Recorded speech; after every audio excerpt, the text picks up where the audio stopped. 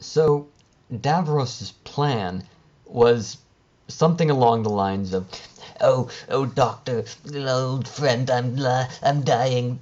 Would you perhaps just tell me a thing or two, keep me company for a while, and perhaps let slip a few of your secrets, and maybe fetch me a glass of water, and maybe lend me some regeneration energy so that I could keep my eyes open long enough to see the sun for the first time in millennia, please." And it really works though, because here's the thing, see, it really was working on me. I was enjoying the interplay between the Doctor and Davros. They had this real Batman Joker thing going on. They even shared a laugh with each other, and it felt so good and genuine. And it kind of sucks now because they blew it. They wasted that whole thing. It turned out to be just another red herring, another little plot for Davros to survive. But I can't imagine there being a better exit for him. And why not? I mean, the guy's been around for like 40 years real time. Couldn't we let him die? I've never understood this about Doctor Who. Why did they always shy away from letting the villains stay dead? Because there's time travel in this show. If you want to bring the bad guys back, just have the Doctor go back in time and meet them before they died. And they just sort of blew all this great character development. It almost brought me to tears. I really liked what they were doing with Davros in his final moments. And they just wasted it all because in the end, they chucked the whole thing away. He's not dying anymore. The Doctor gave him some regeneration energy, and what are they going to do when he eventually does die? Is it going to be as poetic and effective as that could have been? That stuff with young Davros? And I saw it coming from a mile away when he held up the pistol and shot the mines. I knew he was going to do that right off the... I'm sorry, I just feel the need to crow whenever I see a plot turn coming. But what are they going to do when Davros actually does die? Because they wasted a bullet. This would have been a great send-off for him, and they should have. This was a season premiere, and let me ask you something. As a storyteller, I find this important. You need to move the story forward. All this build-up, everything that we had here between Davros and the Doctor, this great moment between them, and in the end, poof, it was just a trick. And now we're right back at square one. Davros has been rejuvenated. The Doctor did use up some of his regeneration energy because that's the latest Deus Ex Machinas that the writers like to pull out of their butt whenever it's convenient. And the Daleks got some kind of boost too. So in the end, at the end of this episode, what? How have we moved forward? Because it seems to me like we could have skipped this two-parter and not lost anything. Granted, we've seen some of Davros' backstory, but so what? How have things changed? Because it seems to me like this has just brought us right back to where we were before this little story arc started. And that's never a good sign. You have to move things forward, let things change.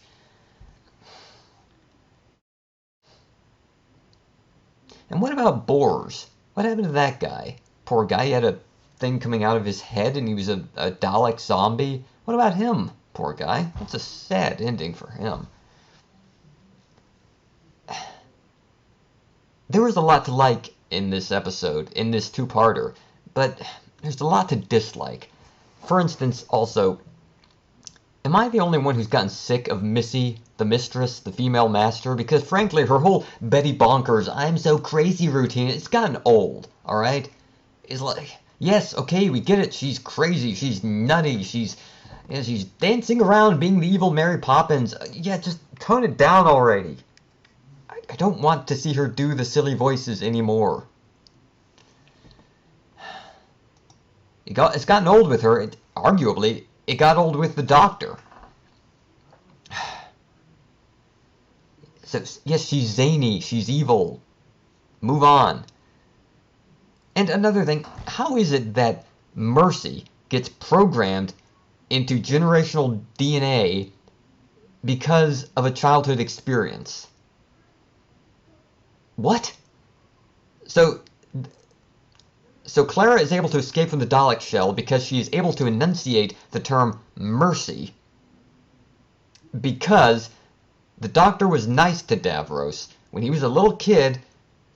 The motivation still isn't explained, really, but he goes back, and apparently doing that calculates into the Dalek machinery, which machinery and DNA are apparently interchangeable where Daleks are concerned. It makes it so that Clark... The more I think about this, the less it makes sense. And really, I could say that for just about every damn episode of Doctor Who I've talked about on this YouTube channel.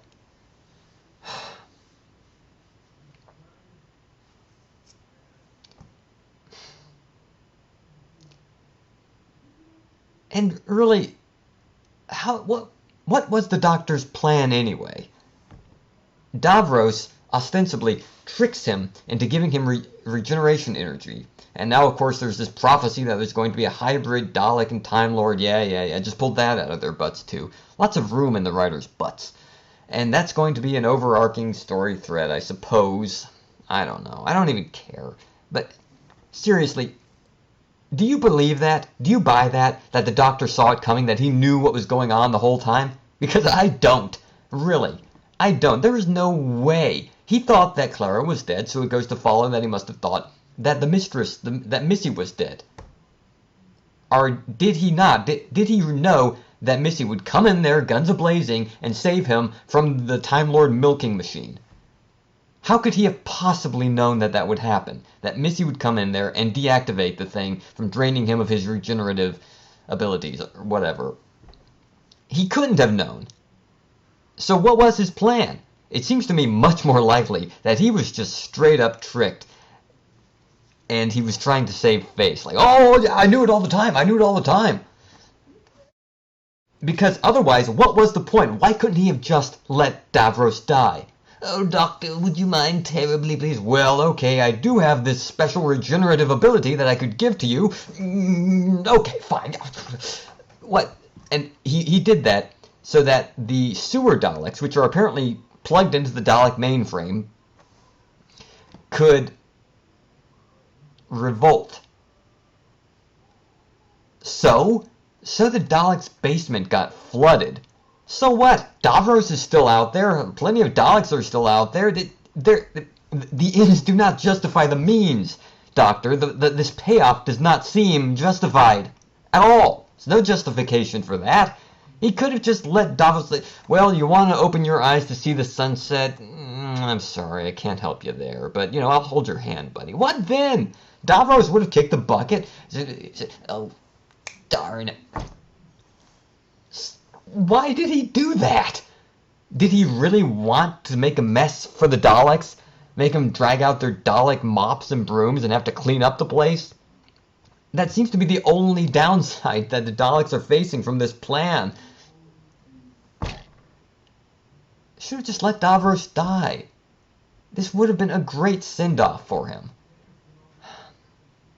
And something else that bugs me about this little story arc is that in the first episode, the sky is freezing. I'm not going to get into the mechanics of how Missy could have done that, because it was actually kind of clever, but planes freezing in the sky, this is a trend with Doctor Who. The last few years, New Who, they just love dragging the world into the Doctor's adventures, wrapping the whole world in some kind of climactic disaster that the Doctor has to address, just bringing him out there. And I think that's kind of taken something from the whole concept of Doctor Who. I mean, we've had armies of zombies, cyborgs rising up from the dead, alien invasion after alien invasion, the trees covering the world and saving it from a solar flare. The moon is an egg at this point. You know what? Part of the charm of Doctor Who was that he was an anomaly. He's something magical. In the first episode of New Who, of Christopher Eccleston's run, we see Rose Tyler, an ordinary shop girl, going about her ordinary life. And that is supposed to be on an ordinary world. That is a bridge for us, the viewer, to go along with Rose into this adventure in time and space. The Doctor is supposed to be something extraordinary, which comes into an ordinary world. And that ordinary world is supposed to still be there when we come back. to some extent. There's something of value in the mundane in Doctor Who, because it allows for there to be contrast. As it is, the extraordinary has become so commonplace in Doctor Who that people in Britain actually evacuate because they expect something crazy to happen every Christmas. So, on the one hand, you're either saying that all these extraordinary events, all these things that would have changed the course of human history in real life, are in fact so unremarkable that they don't really change the world all that much, and people just go back to their regular lives. Or you're saying that people are just that dull. I would like for Doctor Who to go back to Earth sometimes. The real Earth. A regular Earth. Because the Earth of Doctor Who, that's an alien world now to us, with all its spatial anomalies and monsters marching through the streets and invasions coming through the skies and being dragged to other parts of the galaxy. It's not Earth anymore. It's Doctor Who Earth. It's a theme park. We can't imagine Doctor Who coming to the real world and giving us a doorway to something extraordinary, teaching us that there is more to the universe than we could ever imagine, helping us to use our imaginations, because you never know what's out there. Because the real world in Doctor Who has gotten so outrageous with all its conspiracies, all its... Here's my idea, so far as that goes. And I know that I've completely changed topics from talking about the last episode.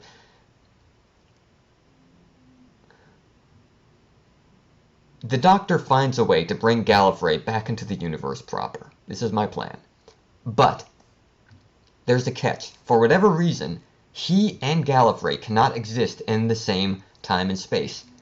In order for him to bring Gallifrey back, he must make the sacrifice of leaving it behind again. He must leave the universe entirely, and that will make room for the Time Lords to once again exist in his universe. He must go to a new universe. Yes, a new universe, one which he doesn't know anything about. And in this new universe, this virgin universe, free of all the continuity and canon, which I think has made Doctor Who kind of crowded, he finds a new Earth. An Earth that has never been invaded by aliens. An Earth that has never seen its skies overwhelmed by extraordinary things. An Earth that is very ordinary, just like the world that we first saw all those years ago when those teachers found him in that junkyard. He sets down there and starts over. He's got a whole new universe to explore. He'll find a human being, a companion, someone who doesn't know about aliens. Ah, how about that? And he teaches them. He takes them into the universe with him, and they discover it together. Think of all the possibilities. New creatures, new worlds, new civilizations. Now, there would probably be Daleks and Cybermen at some point. I don't imagine, that, of course, that they could be kept out of this new universe. BBC would never allow it. But he could find a new race of Daleks, this universe's version of them. Think of all the freedom it could offer, you know, without any of the continuity, any of the history that's come before. Even when we try to just throw it into the toilet like we did with the War Doctor. Seriously, that has all but destroyed my ability to enjoy Doctor Who. I can't help it. I'm obsessive compulsive. I have a theory. Time Lords have a number between 8 and 9. I'm getting off topic. I'll save that for another video. But this, right now, this is my plan. And you might be asking, how is it that this other world has never been invaded by aliens? Well, at first the Doctor must think it's terribly boring. Where are all the aliens? Oh, this is boring. Oh, well, but still there's something to be said for it. Ah, but what if there is one particular alien conspiracy on this world? Say he runs across an organization, say an analog of Torchwood and Unit. And this organization is what has kept this world pristine, free of alien interference, and it could become a new antagonistic force because, of course, it would see the Doctor as a new target. But over time, he begins to see that this organization is not without merit, kind of like he did with UNIT and Torchwood. And at the top of this organization is, in fact, an alien, a mysterious being who calls herself the Director. She landed on Earth a long time ago and decided to defend her home, her newfound home, from aliens in her own way. And she does this by placing Earth in a kind of chameleon field, which blankets it from the rest of the universe. It's why there aren't any other aliens on this planet Earth. The Doctor had trouble finding it at first. And in time, perhaps we learn that this new character is in fact this universe's analog of the Doctor. And she is protecting Earth in her own way from, say, the Lords of Space, which could be sort of the anti-Time Lords, a force of chaos rather than order. See, I've come up with this whole new direction that the show could take, and all you have to do is let go of the past. Don't keep Davros alive. Don't keep regenerating and renewing the Daleks again and again and again. Let's do something new. That's what Doctor Who's all about. Tear things down and go to someplace new. Don't say that the War Doctor doesn't count just because it would mess with the established numbering. Be brave, you know? Stick by your choices. Change things and keep them changed. That's something that I would like to see more of in Doctor Who. I would like to see him return to a world that's ready for him, that needs someone extraordinary to come along, because there aren't enough extraordinary things so that we've forgotten that they can be out there. As it is, in the show, the Doctor's kind of lost his purpose. He doesn't need to show the world, or rather to show people, that there are really amazing things out there in the lights and the stars beyond the heavens. Because in a new world, they wouldn't know. In our world, we wouldn't know. We take it for granted, treat it as science fiction. He could show us, once again, that there are really amazing things out there. And he could find new things, things we've never seen before, things besides the Cybermen and the Daleks and the... Well, that's all for me. I know it's not going to happen. You're just going to keep recycling the same things. Just like Davros and the Daleks. Waste of an opportunity. But it was nice while it lasted. Just thinking that maybe something could change for good in Doctor Who. Hope springs eternal. That's probably what will keep me coming back to this show, though it drives me nuts and breaks my heart.